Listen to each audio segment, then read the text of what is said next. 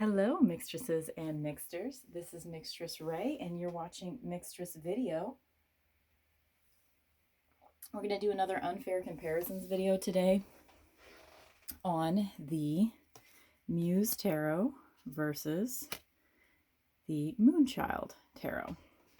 So these are two decks that I feel have a somewhat similar vibe. They're both very loving, very encouraging, very inspiring. I don't think both of them have very non-confrontational vibes, and they're both collage style decks as far as the artwork is concerned. So I'm doing an unfair comparisons. I just got this deck, I guess it's been about 2 months now. And I've had Moonchild since, I'm not sure, March or April? I've had it for a while. And I love it. I love Moonchild a lot. It is one of my top 10 decks. But Muse, I'm not quite sure about. I know it's being published as a mass market next year in April. And I'm thinking about selling this because it's a limited edition. I'm thinking about selling it because I could probably get my money back on it. And then if I miss it, anyway, you guys don't care about any of that. But I'm doing this unfair comparison, both because I want to see what these cards look like next to each other for these two different decks, but also because I'm wondering if, because I'm not a person that likes to have all the decks. So I'm wondering if what I want from this deck, I already get from this deck, and it'll be easier for me to see that comparing them side by side like this. So here we go. These two Muse cards, I mean, just right off the bat, or Muse, these two Fool cards just right off the bat kind of look similar, don't they? Both got this galaxy vibe, but I much prefer this one. One thing I do like about the Muse Tarot is it's all women. I don't really like this Magician card. Just because, and this is my own problem with, I definitely have problems with seeing men in my cards. And that's, not this guy's fault at all. It's my fault. Or not my fault, but it's my issue. I don't really like this Magician card either, though. So both of these are kind of a wash for me, although I do think this is a more beautiful card. One thing I do really like about the Muse Tarot is that it's very, the colors are very saturated, whereas in Moonchild, they're very muted. I love this High Priestess card. I love that there's this little weird, negative image of a raven there. Are you gonna focus? Yeah. Oh, I just love that. And she just looks like such a badass, doesn't she? But I love this priestess card too. I like that she's holding the moon to her hand and it's causing this light, kind of like a palm reading sort of vibe. And this is a unique card in this Muse deck. If all of the cards had this vibe in this Muse Tarot, I think there would be no question for me that I'd be keeping it.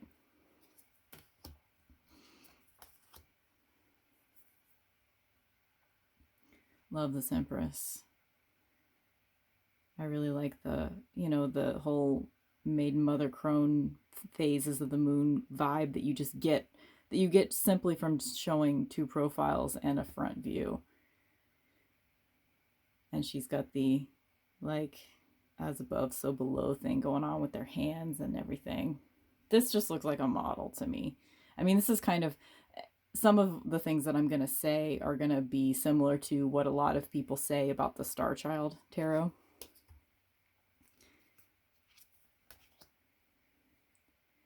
I like that she has the mountain in her dress.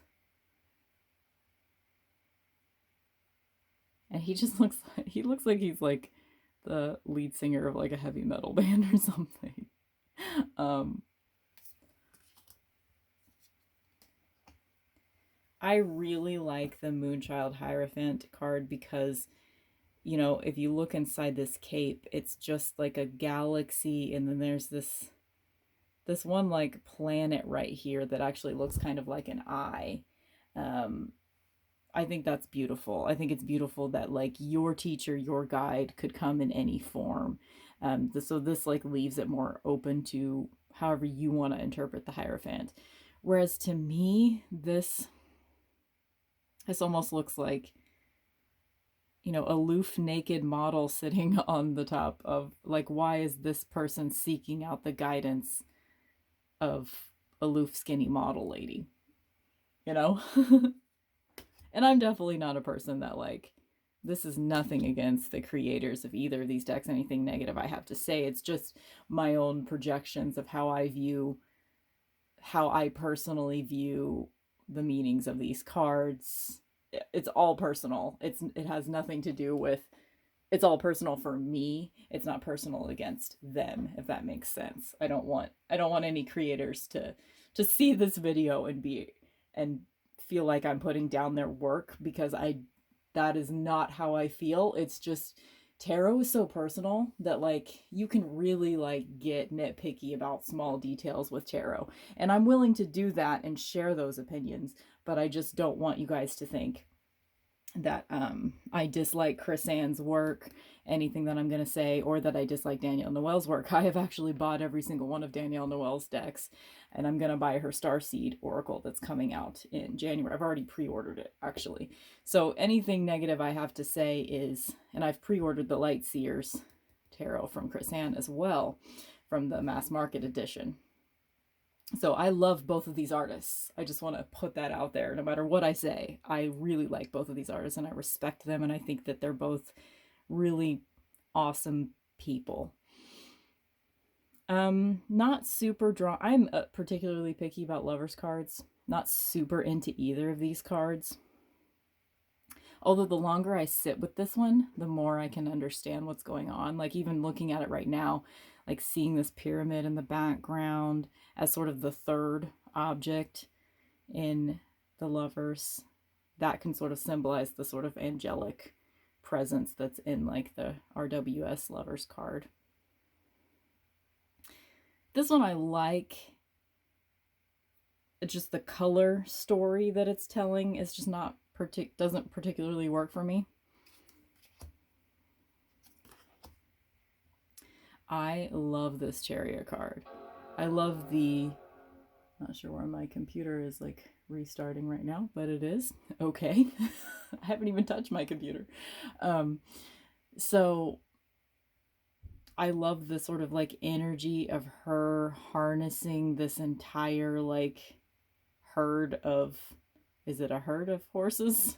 I don't know what the particular word for that is, but I love the fact that she's harnessing the energy of all these horses and she's projecting it out from herself. Like the energy in this card, this is one of the reasons why I got this deck.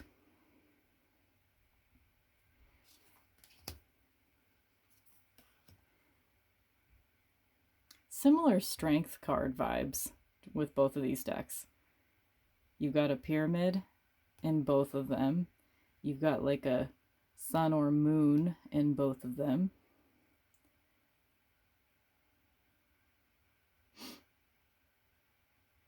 Very similar vibes, I think. But this one speaks more to me because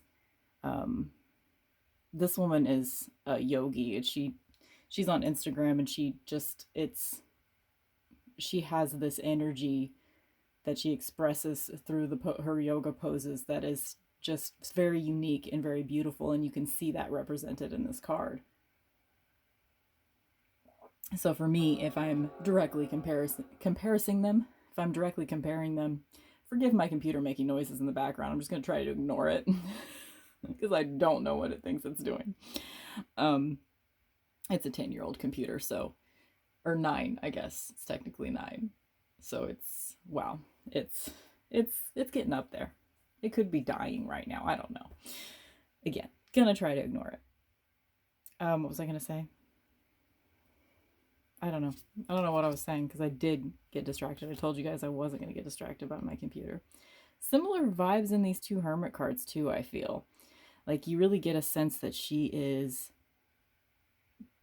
going inward, and her inward is a vast landscape. And for her, she's sitting in a vast landscape. And this tree just reminds me of the Bodhi tree in Buddhism. So both great hermit cards, honestly. I like both of these Wheel of Fortune cards, but this one really speaks to me. The symmetry, the Egyptian statues, that really works for me.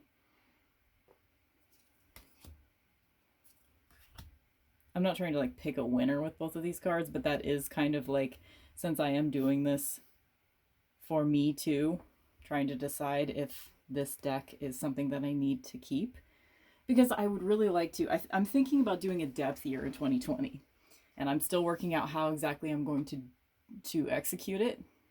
But one of the things I'm really going to focus on is not acquiring as many tarot decks, because I've found that it's sort of stunting my practice to have a lot of tarot decks. I really like this a lot. I like the colors, I like the door and the eye, and her little cat tights, and the fact that she is called the Hanged Muse.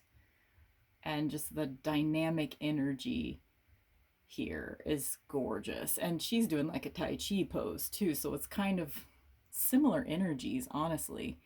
But this one is just so vibrant, and I like thinking of, I mean, the Hanged Man can sometimes be sort of a somber card. It's urging you to look at things from a different perspective. But this one's sort of a joyful leap into a different perspective. So I really like this interpretation. Both of these are very similar.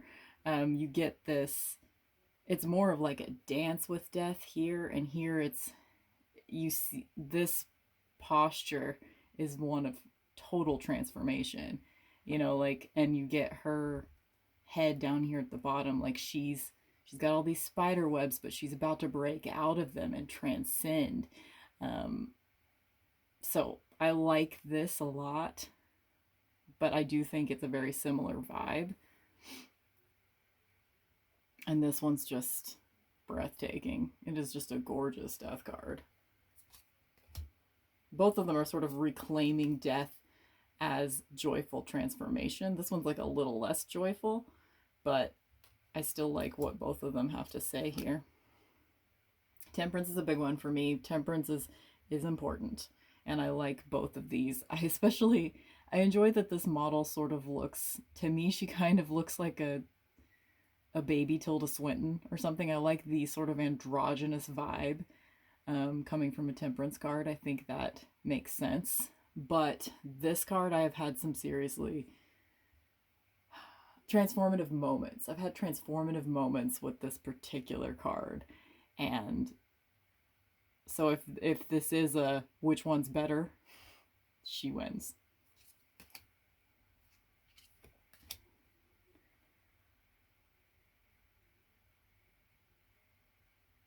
I feel like I don't really get a lot of devil vibes from this card. This card just looks pretty to me, and just like a longhorn skull is not enough to say devil to me.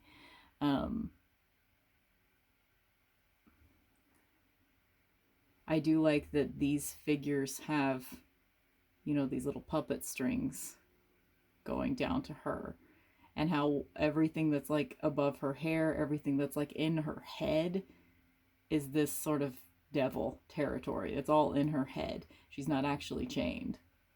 So I like what's going on here. But it is just upon first glance of this card, I just see model. I just see, like, I'm looking through a magazine at models, you know? which is something that I enjoy, but also it's just hard to see myself in this deck because, I'm a 37-year-old woman that does not weigh 110 pounds. So it's hard to see myself in this deck, which is something that does kind of prevent me from picking it up. This one's a pretty traditional tower card.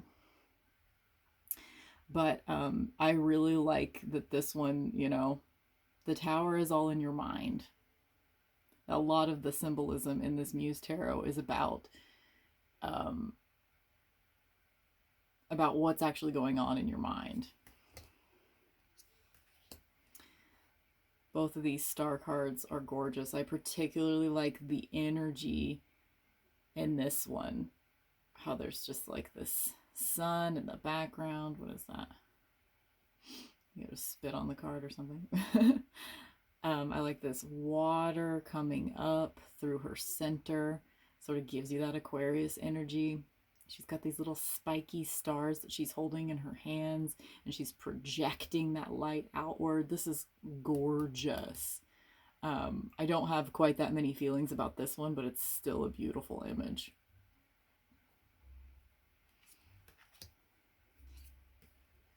Love this moon card. Danielle Noel, her art, she's particularly good at creating symmetrical, meditative imagery. And I love everything happening here. I don't quite understand this particular moon card. I mean, yeah, it's a moon. It's a moon, and there's some people standing around it, but I'm not getting a lot of intuitive hits from this particular card. Similar, like, concentric sacred geometry vibes from both of these cards. I like them both, but I lean towards this one because I like the dancing quality. The Sun card is very much a dance with joy. But, I mean, she looks real fucking happy too, so they're both great. I love this Judgment card. Chris Ann is so good with these sort of lines of energy. She's just... I would almost love to see them collaborate. Danielle Noel could bring sort of the symmetry and meditative quality, and Chris Ann could bring more of those energy lines in, and a balance between, like, this deck uses all like people from Instagram kind of, and this deck uses more traditional models. It would be nice to see kind of a combination of those things. I don't know. Anyway, I just thought of that. It would just be really cool to me to see them collaborate in a deck or something, which would be hard to do, but I don't know, maybe they could send files back and forth to edit them together. I mean, I think they would get along. Anyway, I really like this Judgment card as well, though. This is Thoth, I think. And, you got the whole feather against, measuring the feather against the heart thing, which you usually see in a Justice card, but it makes sense in a Judgment card too. And the gateways. This is a different interpretation of Judgment than I normally think of it. Although, I mean, you've got all the, like, coffins and stuff in the RWS version of Judgment, so this is not necessarily a departure from the way you would normally view Judgment, but I don't know. Yeah, I like both of these cards. This one is probably my favorite card in this deck.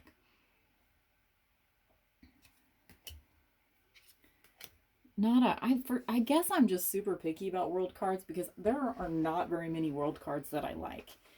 I feel like they should be like almost the best. They should be the most beautiful, orgasmic card in the major arcana, and I don't feel like either of these are. I kind of feel the same about both of them. They just don't give me the energy that I feel like a world card should have. But that's That's just me. I'm very picky. Oh, I was going to take out the extra cards. Both of these decks have extra cards. This is the only extra card in the Muse Tarot, and in Moonchild there are 3 extra cards. I guess they're right here, so I can just show them to you real quick.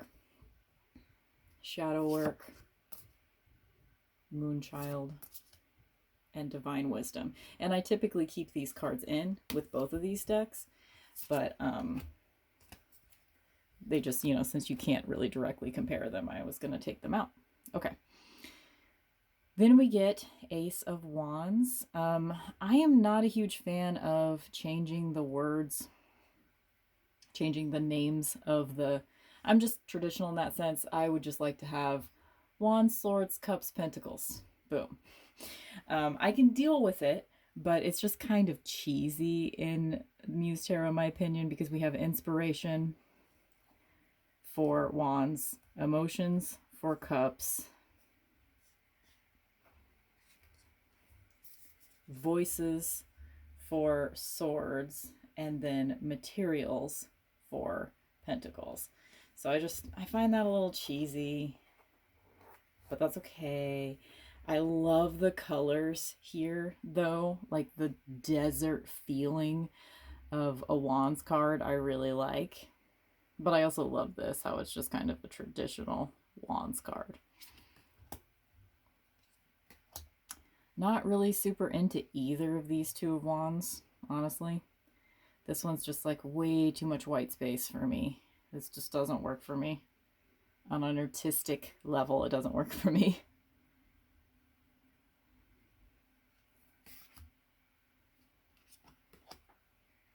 Three of Wands. Not super into either of these 3 of Wands either.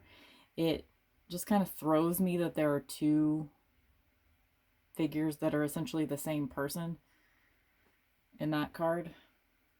I get what they're doing with the whole domino thing over here, but again, just doesn't really work for me.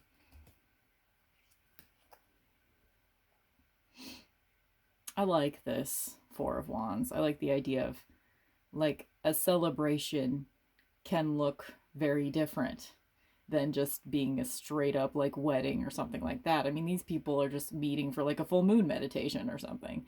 And that's definitely a 4 of Wands vibe too.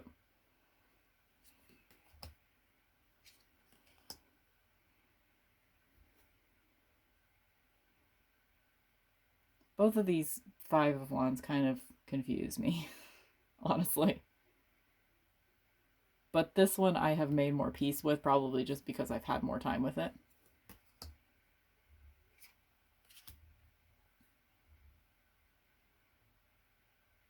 Kind of the same here, 6 of Wands. This sort of... she doesn't look happy at all, which makes me think that like once you get the things, the success that you think you want, it's actually, you're still stuck with you. So it's almost a sad 6 of Wands card.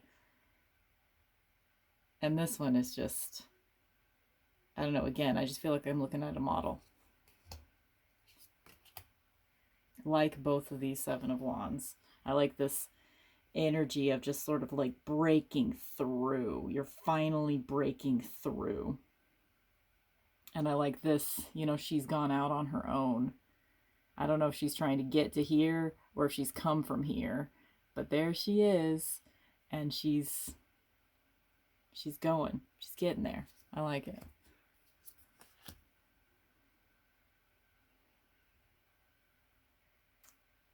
This is one of the only cards, I think, in this deck that kind of has a reverse meaning built into the imagery, because you've got these 2 little snails at the top that if you were a person that read reversals, you could see that the 8 of Wands, the reversed meaning of 8 of Wands could be you're going at a snail's pace.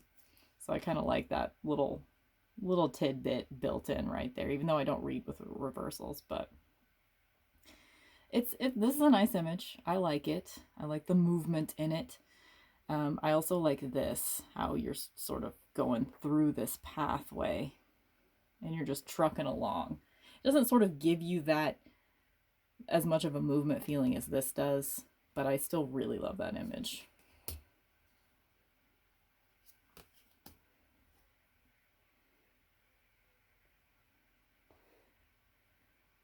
There are a lot of these types of cards in the Moonchild Tarot of just like somebody meditating, and it's a gorgeous image, but you don't necessarily sometimes see how it goes with the meaning of the card. Like, how is this Nine of Wands? I don't know, but it's gorgeous. It is gorgeous.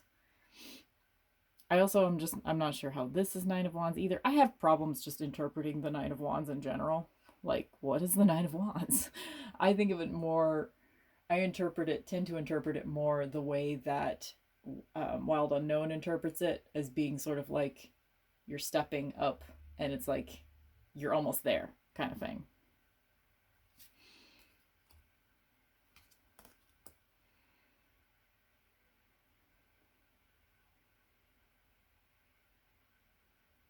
These are both fine. I think this one kind of conveys an overwhelmed feeling a little bit better than this one does. She just sort of looks like she's dancing. She doesn't look burdened to me. Not necessarily that you have to think of Ten of Wands as being burdened, but either way, even if it's a good overwhelmed or kind of a bad overwhelmed, it's still an overwhelmed feeling. I really like this Page of Wands. All the color, the cats with their cool little circles of energy. If I do get rid of this deck, this is going to be one of the like 15 or so cards in this deck that I'm really going to miss. This one kind of bothers me just because she looks so bored. But I do like that she's got, like smoke and incense and flame, and it's just sort of pervading through the whole image. I like that for a Page of Wands.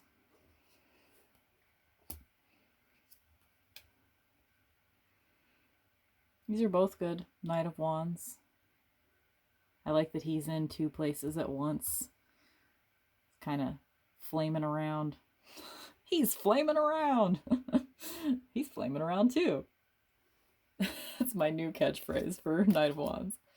Flaming around. Oh God, both of these Queen of Wands just like take my breath away. This like sort of like her just like touching the top of the pyramid just casually. I gotta have a cat in my Queen of Wands, so it's kind of sad that there's no cat over here. This is and like the concentric circles around her forehead, just all of the energy lines that Chris Ann does in her work is just gorgeous. I love both of these. This just looking at this card makes me not want to give this deck up. Really unique. I love that the Muse Tarot, instead of having kings, she has muses, and they all are like landscape images, which I'm sure other decks have done that before, but this is the only deck I have that does that, and I think it's really cool. And it's the way that she plays with perspective in a lot of her cards. I think she does it in every single Muse card. And there's like a little person here going through the pathway of these giant flame goddesses. I love that. Love him too, though. He's great.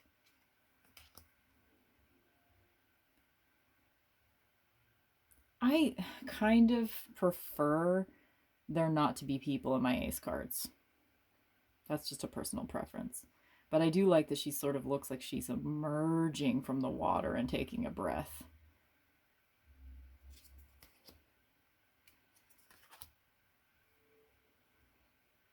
Both of these cards have a similar vibe to me of they're just a copy of the same person in both of these. So it's more of a self-love. And I like decks that have two separate people in the Two of Cups too, but I need to have at least one or two decks that show more of a self-love in the Two of Cups, and I like that is represented in both of these.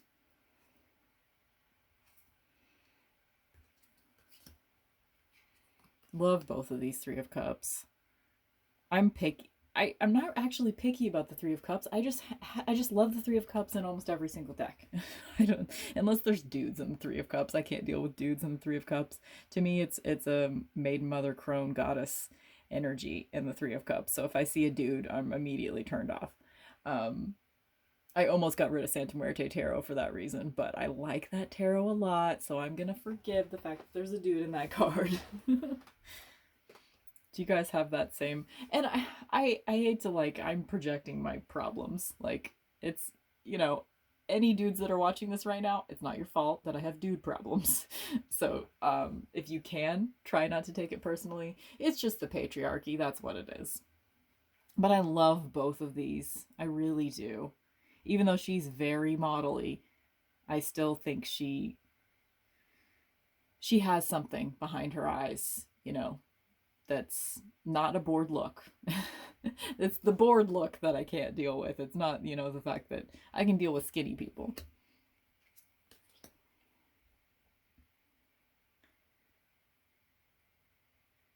Speaking of bored looks, you're allowed to have a bored look in the Four of Cups. That's the card that you're allowed to be bored in.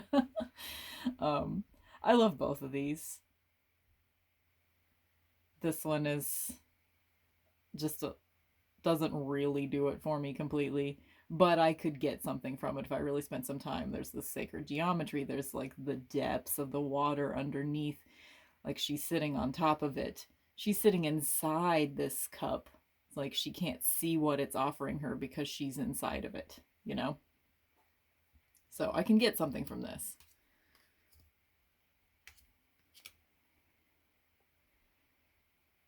Both of these are pretty good at conveying sadness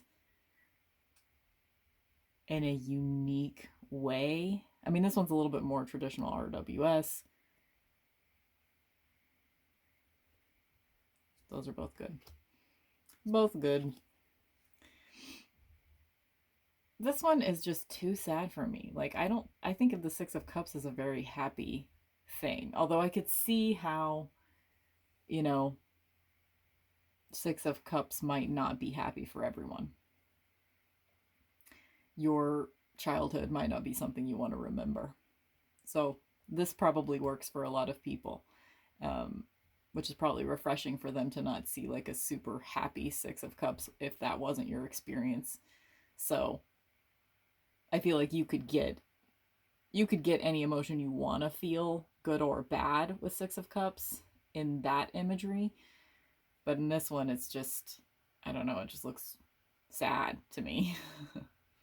Or maybe she's sad because she isn't this carefree child anymore. So you could definitely do some shadow work with this card, I think.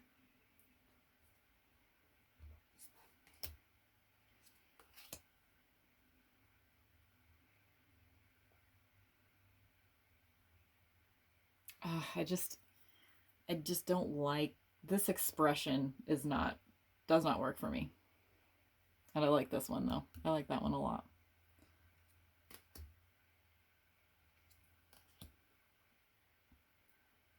These are both good.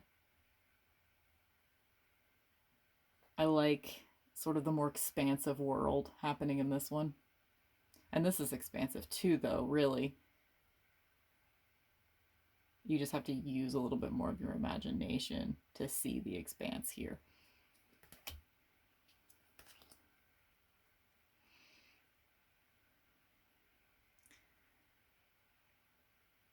Meh, they're both fine. I'm gonna get like a little less verbose as we go, I think.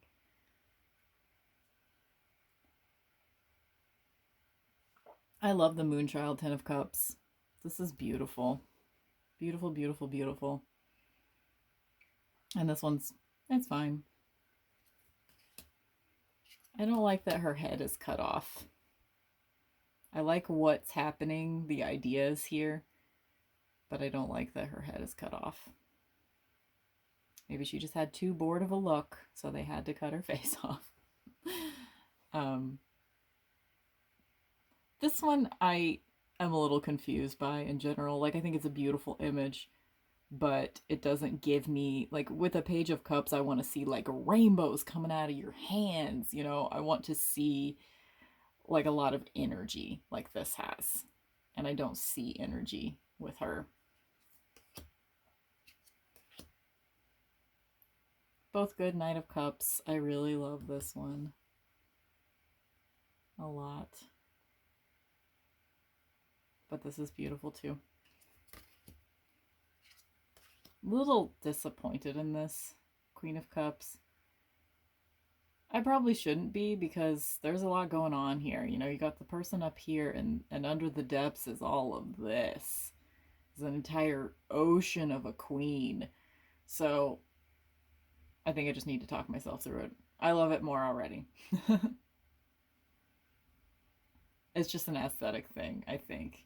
Like, the ideas here are great. It's just the aesthetics of like the colors, and I don't know. The more I look at it, the more I'm in love with it, though. There's Dory. And this one, I love how somber she is. It's like she contains all the emotions of the universe inside her. Gorgeous.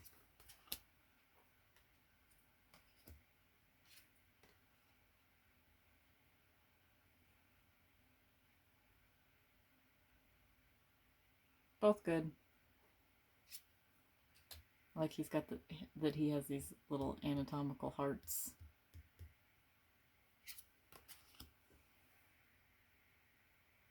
Don't really like this one that much.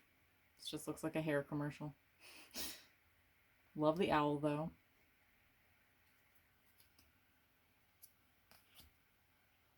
Two of Swords is one of my cards, and I don't think either of these cards really says what I wanted to say, but this one gets closer. This one has more to think about.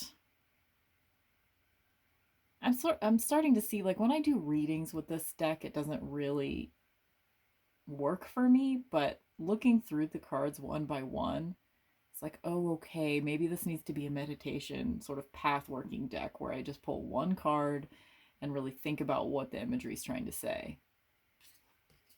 It's just maybe not going to be a readings deck for me. I like how she's sort of fragmented. It's hard to see, but if you look really close, she's cut by these lines. So love this. But, you know, I like the traditional imagery too of, I don't necessarily think of it as a heartbreak card anymore, but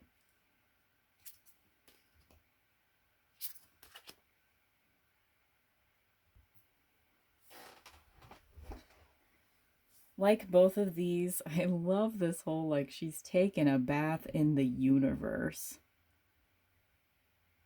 And the energy is all coming back to her. I like that a lot, actually. And I like this too. Sort of the meditation. Still got those 3 swords above you, but she's already overcome that one.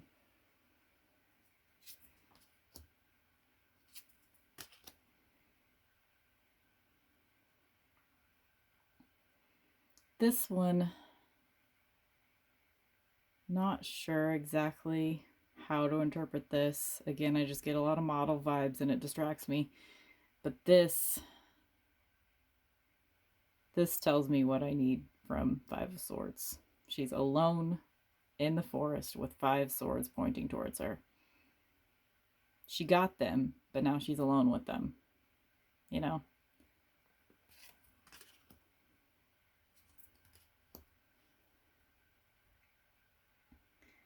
I love this one too, the movement of her hands and the fact that there's this small person on her hand and there's this moon up here. I love the movement. Dancer vibes. And you still have this, like, the water down here, so you can see this as being a journey over water. This, I mean, it tells me what I need from the 6 of Swords. But this one is just one of my favorite cards in this deck.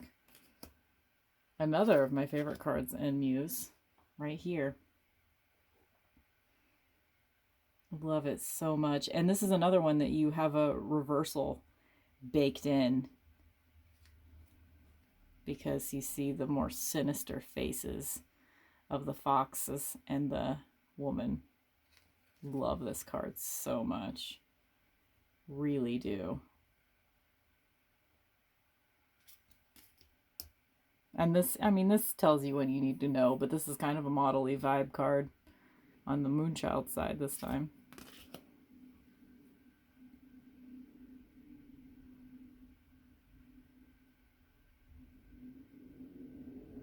This one is a little too similar to the Five of Swords. I love the imagery,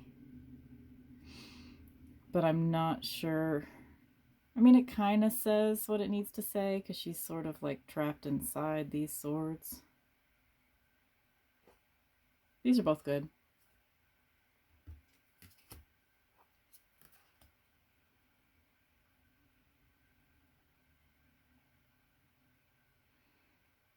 Love this. I love it so much. I like thinking of the Nine of Swords in a different way than the whole like nightmares thing. Both of these do that, I think.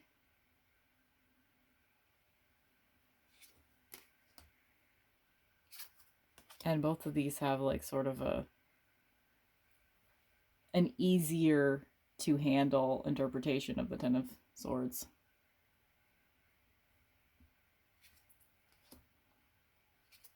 This is another. I love both of these Page of Swords.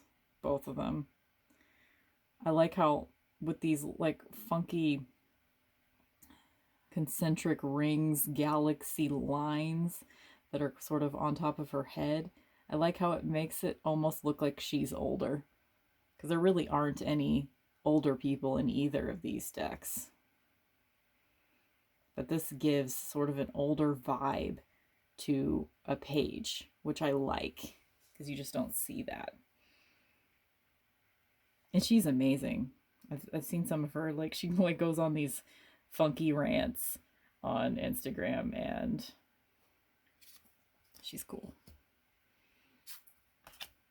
I don't know her name, sorry. I know I'd recognize it if I heard it. Love this Knight of Swords. This one's just kind of doesn't really do it for me, but I like the imagery overall. The fact that he's kind of moving through the air really swiftly, so you see these other little residual traces of his imagery. And the Horus statues and the gateway and the eclipse, and I like everything happening. His expression is not really doing it for me. And again, a dude in armor. That's just a triggering image for me in general. I like both of these Queen of Swords. This one's great. All the crow energy. One of the things I'm really looking forward to, I've seen walkthroughs of the Light Seers Tarot by Chris Ann. I'm looking forward to my pre-order of it because the swords have the whole sword suit is just, there's ravens, crows everywhere. I'm so into that. That's one of the reasons why I wanted to get that deck, because she's just amazing. And you've got the little air symbol here, you've got the air symbol there too. I like that she's sort of, it almost looks like her arm is a wing here. Love it. And I'm picky about the Queen of Swords because I'm a Libra, and it's a Libra card.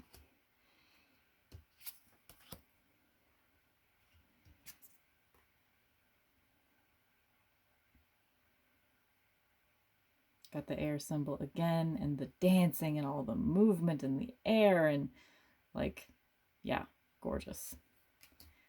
One thing about the Muse Tarot is it is very inspiring. You know, I've only had it 2 months, but I really only go to it when I want, either I go to it when I want creative inspiration, or when I go to it, I get creative inspiration, and I realize that's what I get from this deck. This sort of looks like Björk to me. And you've got Earth symbol here.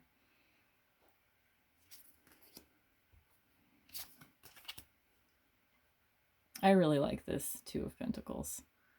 Again, just the dancer vibe. It reminds me of like, I used to dance a lot. Like, I've never been like a professional dancer of any kind, but I just used to dance to everything because I love music. One of the reason why I call myself a mixtress is music. I like putting mixes of music together and I like dancing to music. And anytime I see like this type of posing, it just reminds me I need to dance more. Because, you can just feel how it feels to be in this pose. It's a gorgeous interpretation of Two of Pentacles. This one I don't totally get, but I do think it's a beautiful imagery with the moth and all the symmetry, and she's gorgeous, and she's wearing ankh earrings and her beautiful bell sleeves, and she's kind of dancing too. Honestly, it's just not quite as energetic as this vibe, but still good. This Three of Pentacles kind of disturbs me. Just these like disembodied model heads. It doesn't really work for me. But I like the braid. Like, a braid is definitely a Three of Pentacles vibe. But this works for me too because there's just sort of like a coven manifesting the Three of Pentacles. So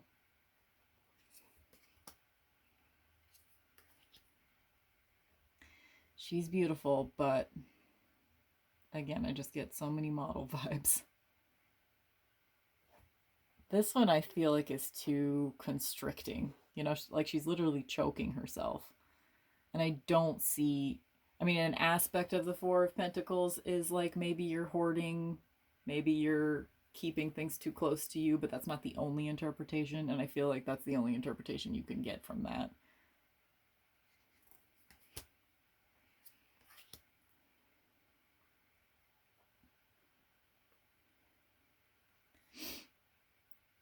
Both of these are kind of like circuitous roots to the Five of Pentacles for me. I don't totally get what I want from either of these.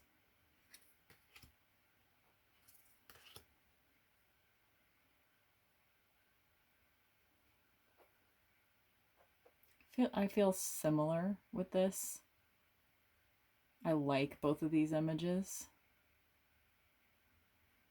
But this is more, I mean, it's not necessarily a deal breaker for me if I don't get the intuitive hits that I want to get from each specific card, because I know tarot well enough to know, okay, Six of Pentacles, I know what that means. I don't have to use the imagery as part of the interpretation, but I like to.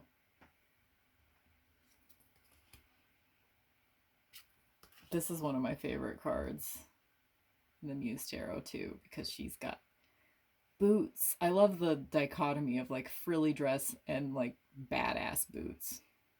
And I like that she's walking along this. I like the colors. I like all the roses. Like, sorry if I keep covering up the image. I'm like, I like this card. Do you like it too? Sorry. I'm not looking through the viewfinder, so I'm not seeing what I'm doing. So hopefully this video doesn't suck since it's very long.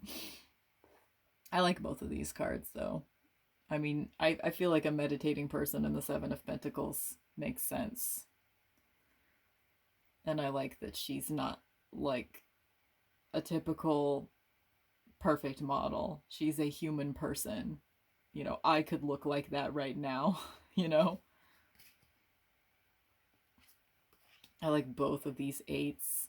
I like that in the Moonchild Tarot, there's a lot of like symmetry and path walking in the eights. I think that's an interesting interpretation.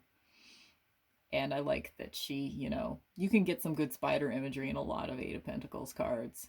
And I like this movement. I like that she has 8 arms. I like that a lot.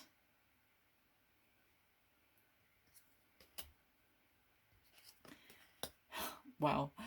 This is my least favorite card in this deck, and this is my least favorite card in this deck. I did not realize that they were the same, that they were both 9 of Pentacles.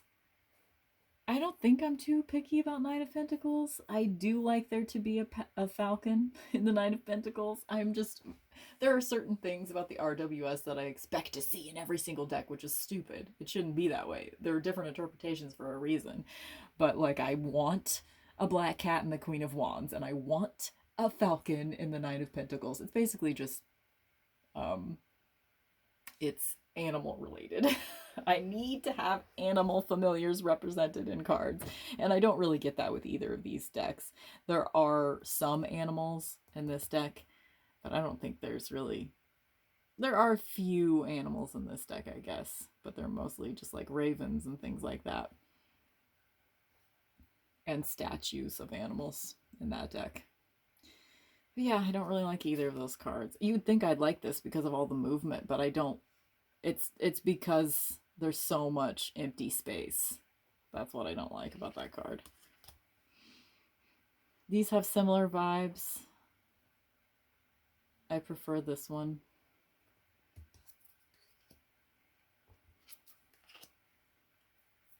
These have similar vibes too, kind of. But I prefer that one. Didn't realize this video was going to be... I thought I was just going to do a really quick video. I'm actually sort of sad because, like, my Michael was coming home for lunch during the time that I was filming this video, and I sent him a text before I started the video saying, I'm filming, I'll come down when I'm done and give you a kiss real quick, because I gotta get ready for work soon too. And I just paused the video like 5 or 10 minutes ago to like go downstairs and kiss him, but I didn't realize how late it was and he had already left. Like, he was polite enough not to interrupt me, but his entire lunch break came and went, and I didn't even say hi to him, which makes me feel bad, but I'll have to send him an apology text. Yeah, I'm not sure I really have anything to say about... I really like this card a lot, though. I like his vibe. He doesn't make me nervous. Even though he's a dude in armor, he doesn't make me nervous.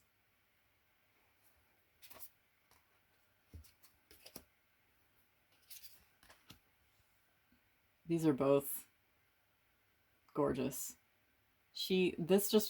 Something about like all the coloration, her face. This is just like very Billie Holiday vibes for me. And I'm totally okay with that. I almost like this better, although I've always loved that Queen of Pentacles.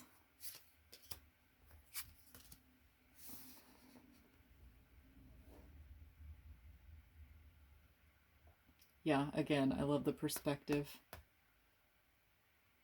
The little person walking through the doorways.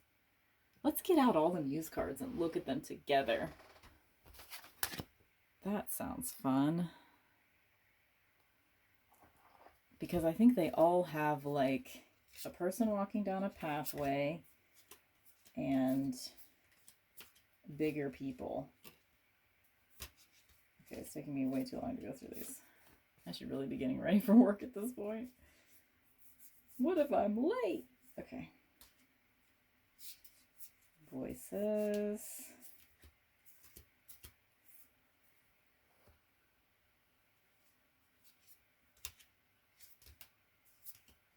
Okay, here we go.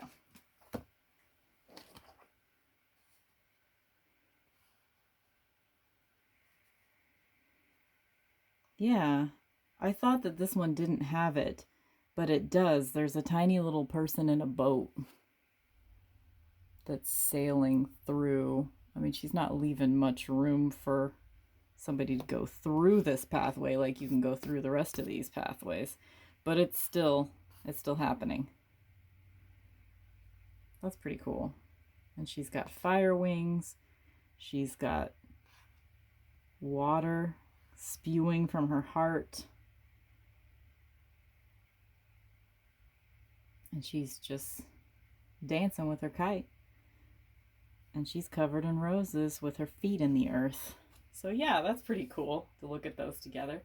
So I don't know if this necessarily helped me decide whether or not I want to keep this deck, because ultimately, even if I do get rid of it right now, I'll probably buy the mass market edition because that one's going to be easier to shuffle anyway. And I'm a trash queen. I would rather have slightly crappy cardstock if it means I can shuffle it.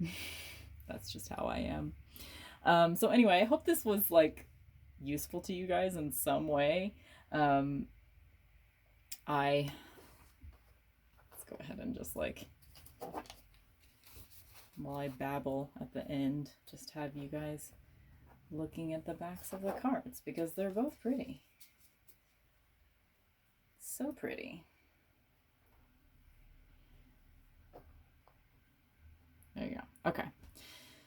So yeah, I'm a trash queen and I'm a broke hoe. So if I can get like my money back or a little bit more on this deck that was actually quite an expensive deck for me, that's probably one of the reasons why I'm even considering getting rid of it, is because, you know, if I spend as much money as I spent on this deck, it needs to be like one of my top 5. Like I'm just not, I can't really afford to buy really expensive decks unless they're going to be very, very important to me. So the fact that I could possibly pay some extra bills this Christmas by getting a little bit of money for this one, and I could still have it if I want it by paying, you know, like $20 for it. I mean, both of these decks actually were like $60 decks plus shipping from Canada, both of these. So this one was definitely worth it for me because I have used it a lot. But yeah, anyway. Unfair Comparison Series, Muse versus Moonchild. Which do you like? Do you have either of these decks? Do you like either of these decks? Do you agree, disagree with some of my assessments of these decks? I'd love to hear from you, and I will see you in the next video.